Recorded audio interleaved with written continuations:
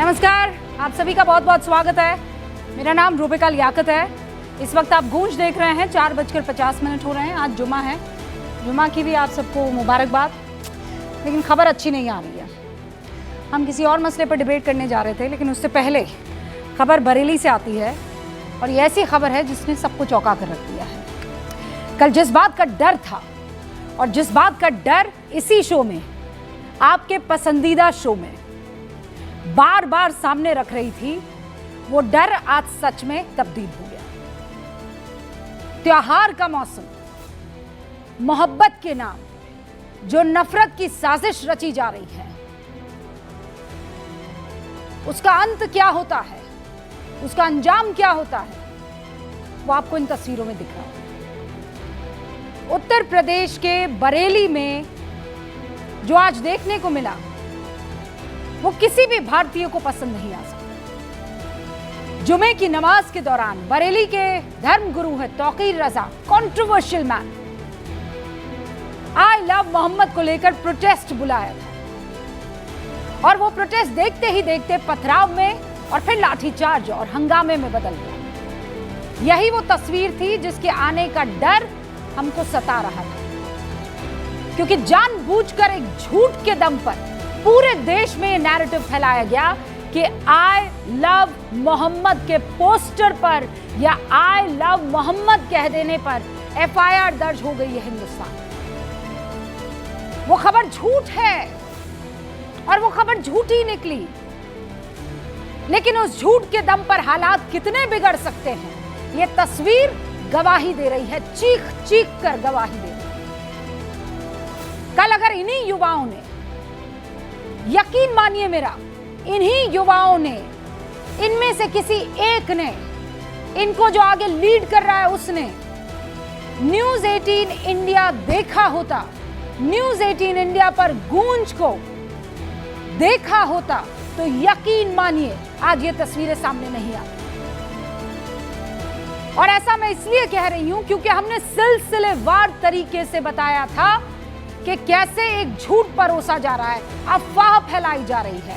WhatsApp पर झूठे बड़े बड़े लेख एक दूसरे के ग्रुप्स में फॉरवर्ड किए जा रहे हैं कि आई लव मोहम्मद कहना इस देश में जुर्म हो गया। झूठ झूठ झूठ।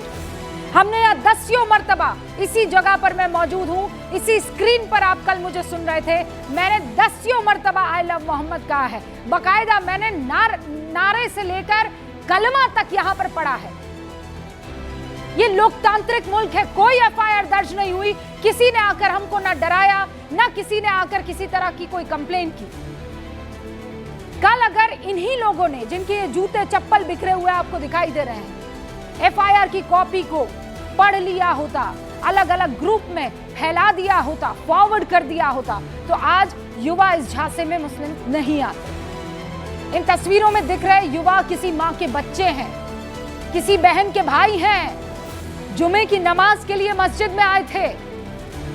उनकी नासमझी का फायदा उठाया गया, उनको समझ में भी नहीं आया। उन्हें झांसे में डालकर कौन है जो इनको उकसा रहा था? तौकीर रजा वो आ रहे हैं सामने और कह रहे हैं प्रोटेस्ट उनकी तरफ से बुलवाया गया। प्रोटेस्ट तो निकाल दिया तौकीर साहब आपने। अब जब इन युवाओं पर पुलिस की कार्रवाई होगी, ये जो लाठीचार्ज हुई है, कितने न जाने जख्मी हुए होंगे, क्या तौकीर रजा साहब अब क्या करेंगे? उन बच्चों की मां से जाकर आप माफी मांगेंगे कि मैंने फर्जी खबर के आधार पर प्रदर्शन बुलाकर आपके बच्चों को फंसा दिया? बताइए ना तौकीर रजा साहब, अगर हिम्मत है तो आइए गूंज में बैठिए और प्रूफ कीजिए। हाँ, मैं आप ही से बात कर रही हूं, प्रूफ कीजिए क्या आई लव मोहम्मद कहना इस देश में जुर्म है? बताइए ऐसा क्या हुआ था कि आपने जुमे की नमाज को अपने चेहरे चमकाने का एक जरिया बना दिया? अगर आपके पास सच्चाई का सबूत है कि एफआईआर आई लव मोहम्मद के पोस्टर पर हुई, तो आइए ना, आइए गूंज में, न्यूज़ 18 इंडिया के प्लेटफॉर्म पर, और दिखाइए मुझे, लहराइए वो तस्वीर और वो एफआईआर की कॉपी। मैं आपके साथ कानपुर के उन अधिकारियों को कटघरे में खड़ा करूंगी, लेकिन आपकी हिम्मत नहीं है, मैं जानती हूं। आप भीड़ के पीछे छिपकर भड़का रहे हैं क्योंकि आपको यही आता है। मुझे यह समझ नहीं आता कि जिस तौकीर रजा के खिलाफ खुद उनकी बहू ने आय से अधिक संपत्ति रखने के आरोप लगाए हैं, जिनके घर का झगड़ा सड़कों पर आ गया है, उनकी आवाज ये युवा कैसे सुन लेते हैं?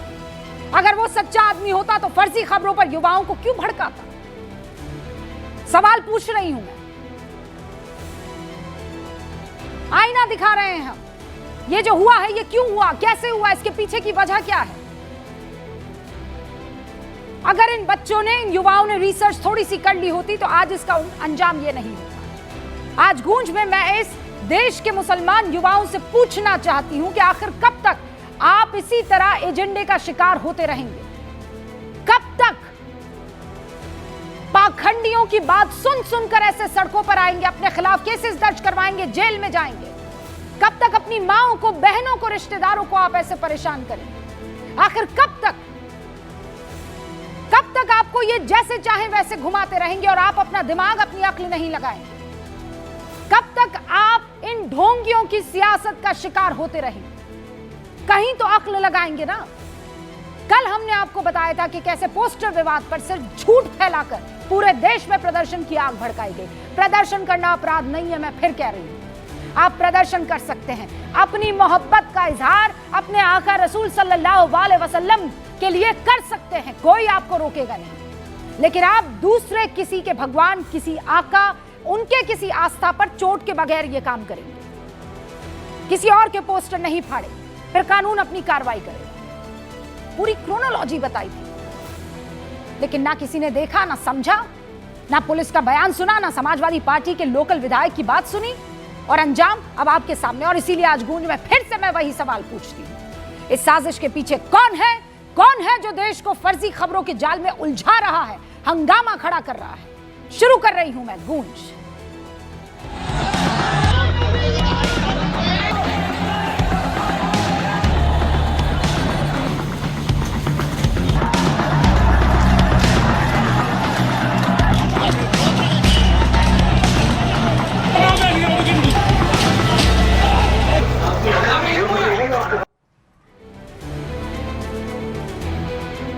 जुमा का दिन है, अल्लाह की इबादत कीजिए, तस्बीहां पढ़िए। पत्थरबाजी, लाठीचार्ज कौन देखना चाहेगा? सारे खास मेहमान हमारे साथ जुड़ चुके हैं। बरेली में इस वक्त ग्राउंड जीरो से मेरे सहयोगी दीपक बिष्ट जुड़ चुके हैं। पहले ग्राउंड जीरो से उस रिपोर्ट को आप समझने की कोशिश कीजिएगा, क्योंकि वो वहां पर मौजूद है जहां पर लाठीचार्ज हुआ था। भारतीय जनता पार्टी के प्रवक्ता एसएन सिंह आपको स्क्रीन पर दिखाई दे रहे हैं। समाजवादी पार्टी के राष्ट्रीय प्रवक्ता फराज किदवई साहब कुछ देर में जुड़ेंगे, मुझे स्क्रीन पर इनफैक्ट वो आपको दिखाई दे रहे हैं। हमारे साथ पंकज शर्मा जी जुड़ चुके हैं, जो कि राजनीतिक विश्लेषक हैं, जर्नलिस्ट हैं और कांग्रेस का पक्ष रखते हैं।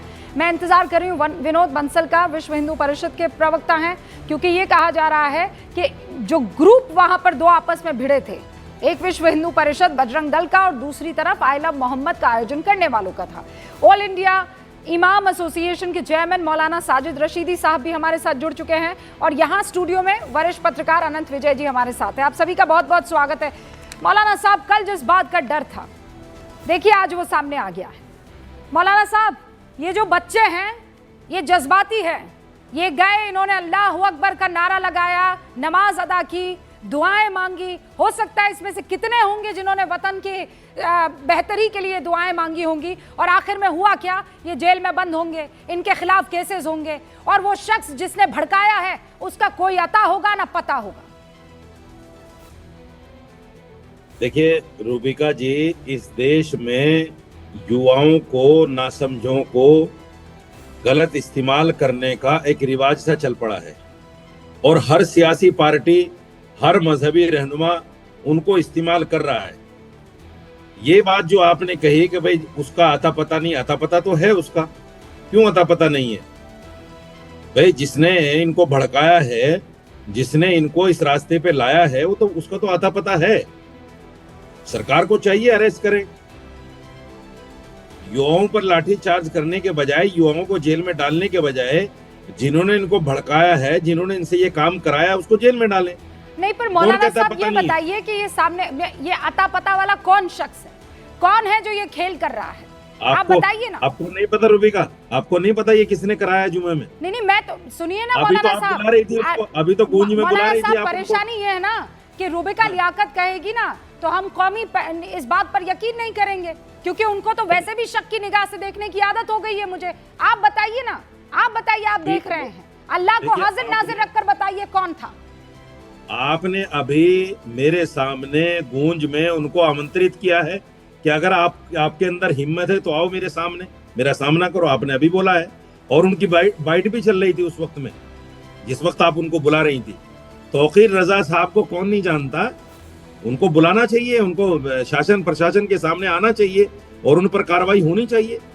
सवाल ये है कि देखिए, किसी को भी, जैसे आपने बोला, प्रदर्शन करने का अधिकार है, इसमें कोई दो राय नहीं है, लेकिन कानून हाथ में लेने का किसी को अधिकार नहीं है। और दूसरे किसी पर आक्षेप लगाना। रशीद साहब, मौलाना साहब, इसलिए मैं आपको रोक रही हूँ। हमारे साथ मेरे सहयोगी दीपक बिष्ट जुड़ चुके हैं ग्राउंड जीरो से। मैं दर्शकों से चाहती हूँ कि आप जरा बहुत गौर से इस बात को सुनिएगा जो दीपक बिष्ट बता रहे हैं। वो ग्राउंड जीरो पर मौजूद है और क्रेडिबिलिटी के साथ आपको एक एक बात बताएंगे। दीपक, प्लीज गूंज के व्यूअर्स को, न्यूज 18 इंडिया के दर्शकों को पहले बताइए हुआ क्या। जुमे की नमाज थी, गए सारे लोग, जुमे की नमाज अदा की, फिर क्या हुआ? देखिए रूबिका, मैं आपको बता दूं कि 3:30 बजे तक जुम्मे की नमाज जहां पर जिस मस्जिद में होनी थी सब कंप्लीट हो गई थी। यहाँ पर भी मस्जिद में नमाज हो गई थी। उसके बाद ठीक इसी जगह पर कुछ युवा यहाँ पर पहुँचे और उनके हाथ में आई लव मोहब्बत के पोस्टर लगे थे। पुलिस दोनों तरफ थी, यहाँ पर दोनों तरफ पुलिस की मौजूदगी थी, लेकिन काफ़ी दूरी पर थी, क्योंकि यहाँ पर जब भीड़ बढ़ने लगी तो पुलिस यहाँ पर पहुँची। पुलिस ने कहा कि आप यहाँ पर प्रदर्शन आप मत करिए, काफ़ी देर हो चुकी है, और उसके बाद यहाँ से हट जाइए। लेकिन अचानक भीड़ में ऐसा क्या हुआ, भीड़ से कोई ऐसा निकला, कोई पत्थर मारा गया पुलिस को या धक्का दिया गया, तो बेकाबू करी भीड़ ने अचानक पुलिस पर धक्का मुक्की शुरू कर दिया। उसके बाद पुलिस को खदेड़ना पड़ा था कि वो यहाँ से भागे, जिसका वीडियो भी सामने आया। लेकिन उसके बाद इस पूरी सड़क पर आगे तक ईंट पत्थर रोड़े ये दिखाई देने लगे थे। तो ये पत्थर अचानक कहाँ से आ गए थे? पुलिस पार्टी पर ताबड़तोड़ पत्थरबाजी हुई। एक यहाँ पर दुकान थी वो तोड़ दी गई। वो दुकान किस लिए तोड़ी गई? उस दुकान के जब दुकानदार आबिद से, डॉक्टर आबिद है, उनसे हमने पूछताछ करी तो उनका रूबिका एक बिल्कुल ऐसा जवाब था, सटीक जवाब था। उनको ये कहना था कि जो भीड़ थी, जो यहाँ पर नारेबाजी कर रहे थे लोग, उस भीड़ में कोई ऐसा शख्स था जो अपना काम कर गया और उसने चाहे पुलिस पार्टी पर पत्थर फेंका या जो भी किया, लेकिन वो अपना काम कर गया। जिस मकसद से वो यहाँ पर आया था उसने उपद्रव किया और उसके बाद चला गया। लेकिन वो लोग कौन थे इसके बारे में पुलिस फिलहाल आगे पता करेगी। लेकिन डॉक्टर आबिद की बात बहुत सटीक थी, क्योंकि यहाँ सुबह से हम लगातार देख रहे हैं पुलिस बल चारों तरफ था, सब कुछ शांतिपूर्वक हो रहा था। सभी मस्जिदों में शांतिपूर्वक मस्जिद में नमाज पढ़ी जा रही थी, लोग नमाजी आ जा रहे थे। लेकिन यहाँ पर जो प्रदर्शन, खबरें ये भी आ रही है कि तौकीर रजा ने एक प्रोटेस्ट बुलाया था, कहा था हम ज्ञापन सौंपेंगे। बिल्कुल, तौकीर रजा ने आज प्रोटेस्ट किया था कॉल, और ये कहा था कि 2:30 बजे वो इसी जगह पर मिलेंगे। और इसीलिए जो भीड़ में कुछ लोग थे जिनसे हमने बात की थी, उनका भी यही कहना था कि तौकीर रजा के बुलावे पर वो यहाँ पर पहुँचे थे। लेकिन तौकीर रजा तो आज सुबह से दिखाई नहीं दिए, क्योंकि पुलिस को भी नज़र नहीं आया। क्या वो कहीं पर उनको रोक दिया गया था? क्योंकि उनके प्रदर्शन को अनुमति नहीं दी गई थी। लेकिन प्रदर्शन जो यहाँ पर चल रहा था वो तौकीर रजा के कहने पर ही यहाँ पर लोग आए थे। उन लोगों ने हमसे खुद ये कहा कि वो तौकीर रजा के बुलावे पर आए थे, लेकिन तौकीर रजा यहाँ पर नहीं मिले। लेकिन उसके बाद उन लोगों ने यहाँ पर उस बिना परमिशन के प्रदर्शन को उग्र किया था, जिसके बाद पुलिस यहाँ पर मौजूद थी और यहाँ से पुलिस ने उनको खदेड़ना शुरू किया, क्योंकि भीड़ बढ़ती जा रही थी। कुछ अराजक तत्व इसके आड़ में कुछ ऐसा कर जाते, उससे पहले ही पुलिस उन्हें यहाँ से हटाना चाहती थी। लेकिन उन्होंने उस प्रदर्शन को, कुछ लोगों ने जो उपद्रवी उस भीड़ में घुसे थे, उन्होंने उसको हिंसक रूप देना चाहा था और इसीलिए पत्थरबाजी और पुलिस पर धक्का मुक्की की गई, जिसके बाद पुलिस को लाठीचार्ज करना पड़ा और उसके बाद यहाँ से सभी को खदेड़ा गया था। लेकिन बेहतर दिखाई दे रही है, सब तितर-बितर हो गए हैं। क्या आपके पास डिटेल है? किसी को गिरफ्तार किया गया है, हिरासत में लिया गया है, कुछ लोग जख्मी भी हुए हैं क्या? पुलिस के जवान भी जख्मी हुए हैं क्या? बता देंगे आप जल्दी से? देखिए बिल्कुल रूबिका, कई लोग यहाँ पर जख्मी जरूर हुए हैं क्योंकि किसी को लाठी लगी है तो किसी को चोटिल पुलिसकर्मी भी होंगे क्योंकि ईंट पत्थर यहाँ पर फेंके गए थे उन लोगों को, और उसके अलावा कुछ लोग डिटेन किए गए हैं, ऐसे सूत्र यहाँ पर जानकारी दे रहे हैं। साथ ही एक बड़ी बात और बता दूं कि तौकीर रजा पर भी पुलिस कार्रवाई कर सकती है। वो इसलिए क्योंकि तौकीर रजा ने यहाँ पर युवाओं को बुलाया था, यहाँ लोगों को बुलाया था कि आई लव मोहब्बत के नाम पर वो यहाँ पर इकट्ठा होंगे, प्रदर्शन करेंगे, और इसीलिए अब उनकी आड़ में यहाँ पर प्रदर्शन हुआ जिसकी परमिशन नहीं थी, और इसलिए पुलिस यहाँ पर तौकीर रजा पर कार्रवाई ये कर सकती है। उनके खिलाफ भी मामला यहाँ पर दर्ज किया जा सकता है, लेकिन कब होगा ये देखना होगा। फिलहाल पुलिस सीसीटीवी फुटेज जहाँ जहाँ पर लगाए गए हैं वहाँ की मॉनिटरिंग कर रही है। और ये इस वक्त की बड़ी खबर है, पत्थरबाज से आपके पुलिस सूत्रों से जो बातचीत हो रही है उसमें ये बड़ी खबर है कि तौकीर रजा पर अब कार्रवाई कर सकती है पुलिस। बिल्कुल निश्चित तौर पर कार्रवाई हो सकती है क्योंकि ये जो प्रदर्शन था यहाँ पर जितने युवा यहाँ पर लोग जो खड़े हुए थे वो सिर्फ तौकीर रजा के बुलावे पर आए थे। तौकीर रजा का एक वीडियो भी सुबह हमने प्ले किया था, वायरल हुआ था, जिसमें उन्होंने कहा था कि मैंने अपना ऐलान अभी खत्म नहीं किया, मेरा ऐलान वही है कि मैं यहाँ पर प्रदर्शन करूँगा। हाँ, एक चीज़ जरूर थी कि तौकीर रजा ने ये वीडियो में जरूर कहा था कि वो प्रदर्शन शांतिपूर्वक करना चाहते हैं, एक ज्ञापन राष्ट्रपति को देना चाहते हैं। लेकिन जो ये भीड़ आई थी इनको कुछ नहीं पता था, कि इनको ये नहीं पता था कि यहाँ पर प्रदर्शन क्या करना है। बस सिर्फ हाथ में आई लव मोहब्बत के पोस्टर्स लेकर वो चल रहे थे, लेकिन अचानक भीड़ उगरी हुई। भीड़ में से क्या किसी ने पत्थर पुलिस पर फेंका, क्या धक्का मुक्की की, इसको फुटेज जो आसपास कुछ सीसीटीवी फुटेज है उस पर चेक किया जाएगा। मैं दोबारा आपका रुख करूंगी और आप प्लीज अपना ख्याल रखिएगा। हालांकि हालात अभी बेहतर दिखाई दे रहे हैं। अब बाकी जो मेरे मेहमान हैं, सुन लिया, तौकीर रजा बुलाते हैं और उसके बाद फराज किदवई साहब ना अते ना पते, कहां पर है तौकीर रजा कोई नहीं जानता है, लेकिन लाठीचार्ज होता है, पथराव होता है, हंगामे की स्थिति बनकर आ जाती है। कौन जिम्मेदारी लेगा इसकी? रूबिका जी, जिम्मेदारी तो इस प्रदेश में अगर कुछ भी होता है लॉ एंड ऑर्डर के मामले में तो जिम्मेदारी तो सरकार की होती है। मैं रूबिका जी कोशिश ये करता हूं हर डिबेट में कि थोड़ा सा ह्यूमर लाऊं, मगर ये इतना टॉपिक सीरियस है कि यहाँ पर ह्यूमर की जरूरत नहीं है। नहीं, कोशिश भी लेकिन मत कीजिएगा। सागर खयामी साहब का एक शेर आपकी डिक्शनरी से ह्यूमर हटा दूंगी सर, मत कीजिएगा। ये बच्चों के मुस्तकबिल का सवाल है फराज भाई, डोंट डू दैट। नहीं देखिए, अरे मैं तो बोल रहा हूँ ना पहले ही मैडम, उसमें आप इतना क्यों वो हो रही हैं। मैं लेकिन एक शेर जरूर सुनाऊंगा। आपके चेहरे पर मुस्कान है, मेरे चेहरे पर मुस्कान नहीं है फराज भाई, आप समझ नहीं रहे हैं। ये जो लड़के अभी गफलत में सड़कों पर निकल आए हैं आई लव मोहम्मद के नाम पर, ये जिस तरीके से भिड़ गए हैं, इनकी पूरी जिंदगी खराब हो जाएगी सर। क्या आप समझ रहे हैं? आप लोगों को तो यहाँ बोलने का मौका मिल जाएगा, इनका क्या होगा? बोलने का मौका आप दे ही कहां रही हैं। अब मैं बोलूं? सुनिए रूबिका जी, सागर खयामी साहब का एक शेर है कि ऐसी कोई मिसाल जमाने में पाई हो। नहीं, ये शेर है, ये गधा नहीं है रूबिका जी। और अगर आपको शेर नहीं समझ में आते हैं जो कि बड़े बड़े मौजू पर पढ़े जाते हैं, बड़ी बड़ी घटनाओं पर पढ़े जाते हैं, मुझे कविता और शेर गांधी जी ने भी पढ़ी है। शेर और गधे बुलाते ये गधे नहीं है, ये शेर है, पोएट्री है। और इंसानों की बात चल रही है यहाँ पर। मैं बिल्कुल भी उस मूड में नहीं हूँ कि आप इस डिबेट को जरा भी किसी भी लेवल पर ऑफ ट्रैक करने की कोशिश करें। Sir, I am not interested in your share today, I am sorry, off track करने की I am not interested sir. आपको शेर और शायरी करनी है, आप किसी और मजलिस में चले जाइएगा। फराज भाई प्लीज, मैं जब ये तस्वीरें देख रही हूँ मुझे किसी और चीज की समझ नहीं है। आज की तारीख में ना शेर की समझ है और ना ही किसी और कविता की समझ है। मुझे बस असलियत बता दीजिए, ये कौन है कमजर्फ जो इन बच्चों को बरगलाता है, इन युवाओं को बरगलाता है? आई लव मोहम्मद कहने पर देश में हंगामा हो गया है, जुर्म हो गया है। निकलो युवाओं बाहर, बन जाओ जेंजी और खाओ लाठियां। आने कोई नहीं वाला बचाने तुमको। सुनिएगा, अब सुनिएगा, अब सुनने की हिम्मत रखिएगा। और इसलिए हिम्मत रखिएगा कि वो विनय कटियार है। विनय कटियार, आ जाइए, कूदा दीजिए, अरे आ जाइए, इधर आ जाइए, बहुत हिम्मत है। सुनने की हिम्मत रखिए, पूरी हिम्मत है। वो कमजोर विनय कटियार है जो क्या कह, अरे सुनिए मैडम, नहीं सुन पाइएगा क्योंकि भारतीय जनता पार्टी के नेताओं को मैं एक्सपोज करने जा रहा हूं। अरे आई लव मोहम्मद में विनय कटियार कहां से आ गए? आई लव मोहम्मद में कहां आ गए कि वो बोल विनय कटियार इसलिए आ गए हैं कि वो बोलते हैं मुसलमानों को अयोध्या में रहने का कोई अधिकार नहीं है। अरे क्या है, सुन नहीं क्या पाएंगी, आप लोग आपकी कितने हिम्मत नहीं है कब सुनने तक की, आप क्योंकि झूठ के भारतीय बल जनता पर पार्टी युवाओं का को एजेंडा बरगलाएंगे? डिरेल हो जाएगा।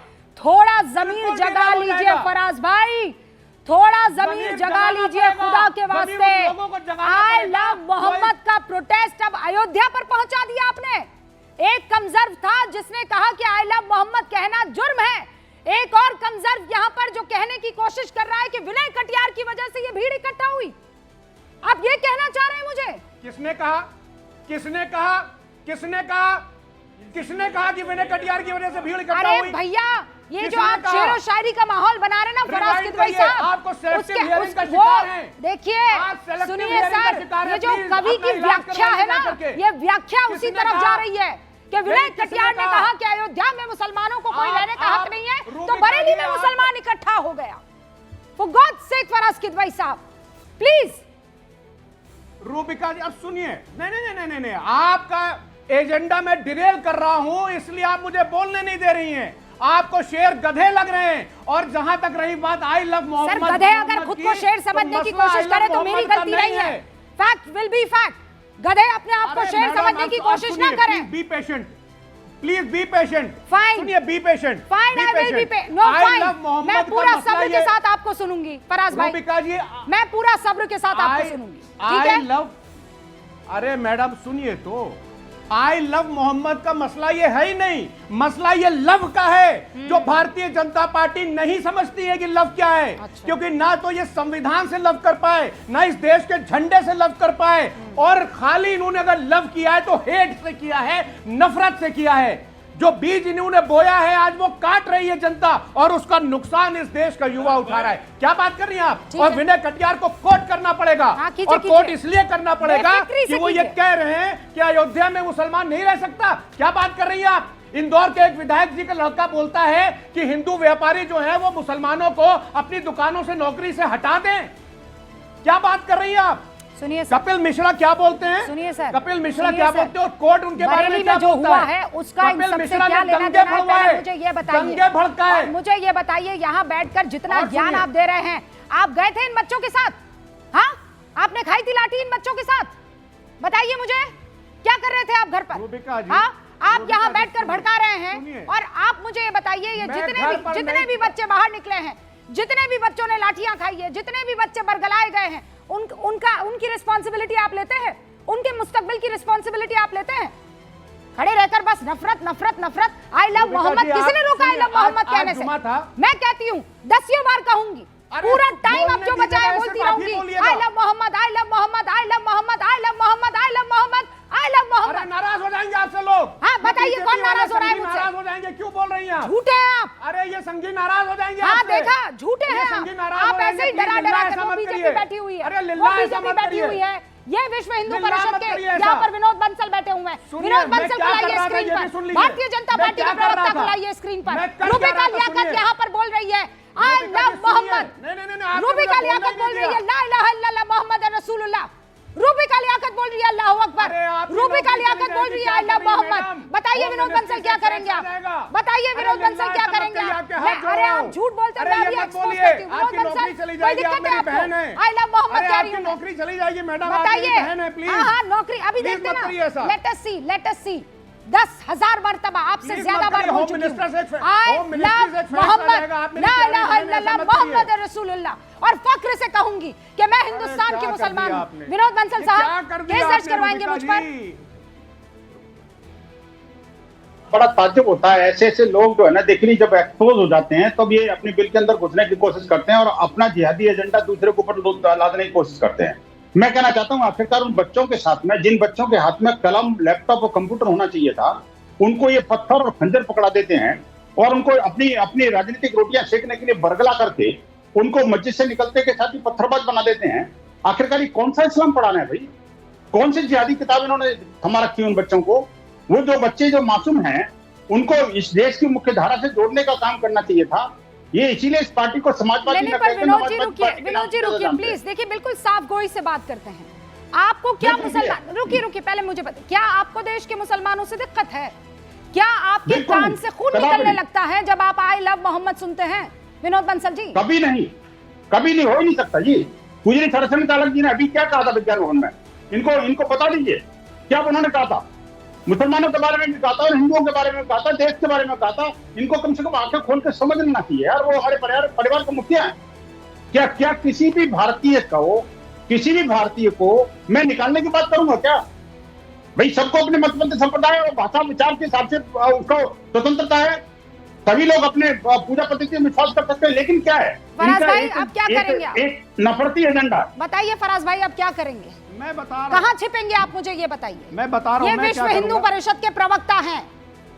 बिल्कुल, मुझे गर्व है दो ऐसी चीजें। महिला पर दो- अब जो मुझे कि बोलने जो दिया, कि दो जो कि चीजें। ऐसे झूठ बोलने आपने वाले मुझसे अभी बोला और ये समाजवादी पार्टी के प्रवक्ताओं को टीवी चैनल की स्क्रीन पर बेनकाब करती हैं। मैं कहना चाहता हूं देखिए, सच को सच और झूठ को झूठ बोलने की हिम्मत होनी चाहिए। मैं कहना चाहता हूं आखिरकार इन बच्चों को सत्संगता की गैंग बनाने का काम किसने किया?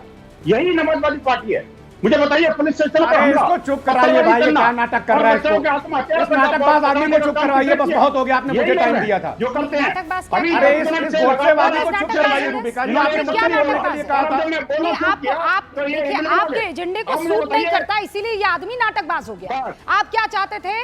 आप ये चाहते थे अरे वो कि इसलिए है कि ये आपने जो मुझे आपने बोलने कान के लिए बंद कर दे, ये कान बंद कर दे विनोद बंसल, तो आपका एजेंडा बिल्कुल सुचारू रूप से चलता, तब आपको आनंद आता। जब ये माइक नफरती मेरा काम हाँ, बंद अब करेगा। नफरती कैसे अब हो गए? सुनिए। नहीं, नफरती कैसे हो गए? विनोद बंसल तो कह रहे हैं मैं कि बता फर्क रहा है हूं मुझे। ना रूबिका जी, आप मुझे बोलने नहीं दे रही है, क्या है ये? Because आपने दोबारा मुझे टाइम दिया और फिर इस आदमी ने हाईजैक कर दिया। मैं बोलूं या चुपचाप बैठ जाऊं? ओके, बोलिए, आपने बोला है विनोद बंसल जी रुक जाइए, कहा- विनोद बंसल जी रुक जाइए, आपने अभी रुकिए, हाँ बोलिए। आपने अभी मुझसे कहा कि आज आप क्या कर रहे थे। रूबिका जी, मैं डरते डरते मस्जिद गया नमाज पढ़ने, क्योंकि भारतीय जनता पार्टी का एक मंत्री बोलता है कि मस्जिदों में घुस घुस के मारेंगे नीलेश राणे। तो जब नीलेश राणे ये बोलता है कि मस्जिद में घुस घुस के मारेंगे, तो मैं बहुत डरते डरते वहां पर नमाज पढ़ने गया था। और दूसरी बात मैं ये बोल रहा हूँ कि विनोद बंसल बड़ी बड़ी बातें कर रहे हैं, ये बड़ी बड़ी बातें कर रहे हैं। अनंत विजय जी, फराज भाई बोल रहे हैं फराज वो भाई डरते के डरते। सामने फराज भाई के सामने आज मैंने कोई फराज तर्क नहीं। किदवई सा बेखौफ आदमी नहीं देखा है। एक बात मैं बता देती हूँ, हाँ, फराज किदवई हैं जो मौलानाओं के सामने ये कहते हैं कि मैं होली मनाऊंगा, मैं दिवाली मनाऊंगा, मुझे कोई नहीं रोक सकता, और आज कह रहे हैं मैं डरते डरते नमाज पढ़ने गया। दरअसल ये इनकी दिक्कत नहीं है, इनको भी तो अपनी पार्टी में अपनी वफादारी साबित करनी है। मैं तो इसके मूल कारण पर जाता हूं। फराज भाई, आज शेर आपको नहीं सुनाना चाहिए था, बहुत विद्वान है, बहुत शेरो शायरी आपको आती है, बहुत ह्यूमर आपके अंदर है, लेकिन आज जिस प्रकार से देश के युवाओं को बरगलाने का काम तौकीर रजा ने किया, आपको उनकी लानत मलामत करनी चाहिए थी। तौकीर रजा 2010 से, आज से नहीं रूबिका जी, 2010 में जो बरेली में दंगे हुए थे, मुझे याद है, उसका भी आरोपी है वो आदमी। और आज उसने इस्लामिया ग्राउंड में सबको जुटने का आह्वान करके खुद घर में कायरों की तरह बैठा रह गया।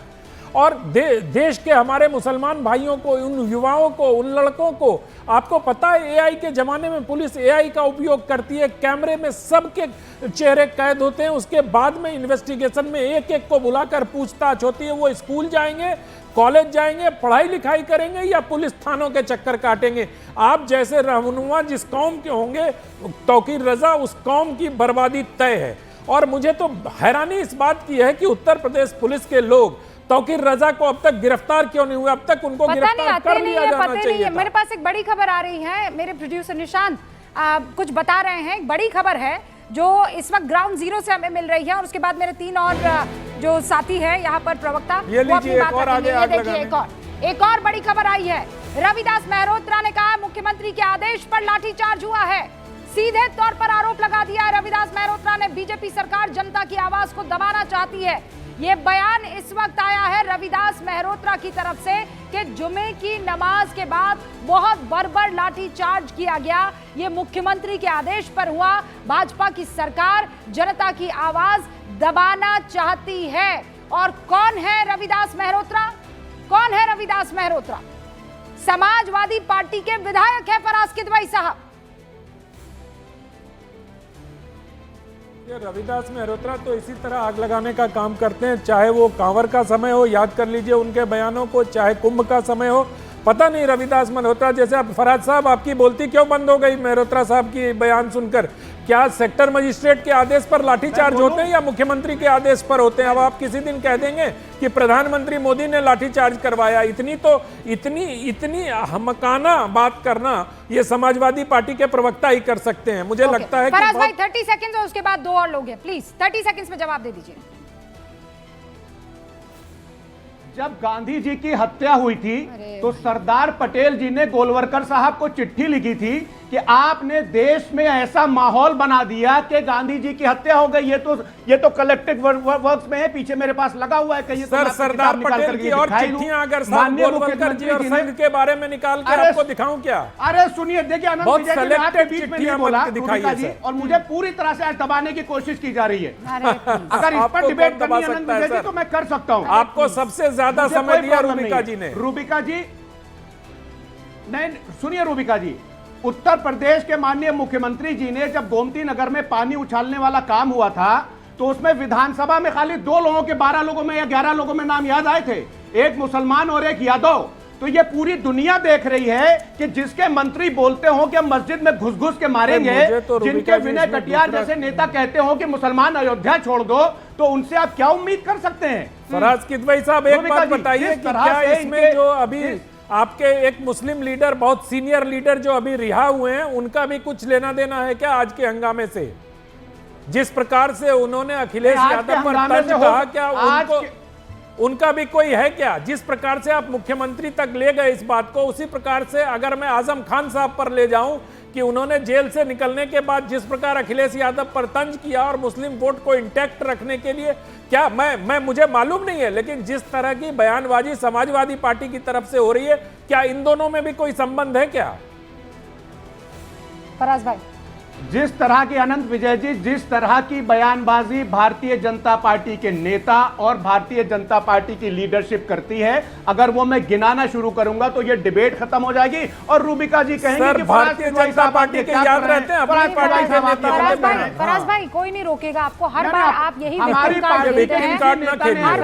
बार आप ये बात कहते हैं कि रूबिका लियाकत मुझे बोलने नहीं देगी, पूरी बात बोलते हैं। ये क्या आप बार बार मेज थपथपाने लग जाते हैं और मारने लग जाते हैं? 25 मिनट हो गए रूबिका जी, आप ही से बात कर रही हूँ। अब दो और मेरे मेहमान पंकज जी, उसके बाद फराज भाई please now give me some time, I will come back to you. Bharatiya Janata party के एसएन सिंह साहब भी यहाँ पर मौजूद है। एसएन सिंह साहब, मल्होत्रा जी का बयान आपने सुन लिया है, समाजवादी पार्टी की तरफ से उन्होंने चुनाव लड़ा है, जीते भी हैं, और क्या कह रहे हैं कि ये मुख्यमंत्री ने कहा, उसके बाद लाठीचार्ज हुआ जुम्मे के दिन। रूबिका जी, मल्होत्रा जी का बयान नहीं, हम तो समाजवादी पार्टी के प्रवक्ता का भी बयान ही सुन रहा हूं। जिस तरह से बेशर्मी से समाजवादी पार्टी के प्रवक्ता आज अपने व्यवहार को प्रदर्शित कर रहे हैं और जो अपना बयान दे रहे हैं, वो साफ दर्शाता और बताता है कि समाजवादी पार्टी की ये सोची समझी चाल थी कि किसी भी तरीके से देश और उत्तर प्रदेश में षड्यंत्र रच के और अराजकता का माहौल उत्पन्न किया जाए। और आज समाजवादी पार्टी पूरी शिद्दत से बचाव करने में लगी हुई है। समाजवादी एक बार भी बता नहीं पा रही है कि क्यों समाजवादी पार्टी अपने सामने, जब रामचरितमानस की पुस्तकें जलवाई गई तो फरहाद किदवई क्या दुबई, लंदन कहीं और चले गए थे? एक बार भी आप नहीं देखे होंगे भारत का कोई व्यक्ति, रूबिका जी उस समय भी डिबेट की, लोगों ने कहा कि एक व्यक्ति मानसिक रूप से विक्षिप्त हो सकता है तो क्या सारा भारत विक्षिप्त हो सकता है? लेकिन पूरी समाजवादी पार्टी आज विक्षिप्त रूप में है, जो एक विक्षिप्त बयान के साथ, एक विक्षिप्त कार्य के साथ, समर्थन के साथ खड़ी है। मैं कह रहा हूँ रूबिका जी, आप बताइए, लॉ एंड ऑर्डर की सिचुएशन किसके पास है? समाजवादी पार्टी के पास तो नहीं है ना। फराज किदवई तो डंडा लेकर नहीं जाएंगे ना मस्जिद के बाहर। किसके लॉ एंड ऑर्डर की सिचुएशन संभालना, कंट्रोल करना किसके हाथ में है? देखिए, उत्तर प्रदेश में आज एक पारदर्शी सरकार है, तभी लॉ एंड ऑर्डर कंट्रोल हुआ है। नहीं तो रामपुर में, कानपुर में, बरेली में, बदायूं में, बुलंदशहर में 700 दंगे उत्तर प्रदेश की सरकार में होते हैं, कर्फ्यू लग जाते हैं। और मैं कह रहा हूं, बयान की बात करते हैं, आज अखिलेश यादव ने मुस्कुरा के कहा लव। अरे लव तो लोग अपने माता पिता से करते हैं, परम पिता से करते हैं, उसमें तो आत्मीयता का भाव होता है। इतनी घृणा होती, इतनी द्वेष होती है, जिस घृणा और द्वेष का भाव आज यहाँ समाजवादी पार्टी के प्रवक्ता दिखा रहे हैं, यही घृणा और द्वेष तो समाज में फैलने का कार्य किया। हमेशा एक समाज को नीचा दिखा के और किसी एक धर्म को ऊंचा दिखाने का। बताइए मुझे एक बात बताइए, ये तौकीर रजा ने अगर बुलाया था तो पुलिस क्या कर रही थी? ये कहाँ है? Where is Tauqeer Raza?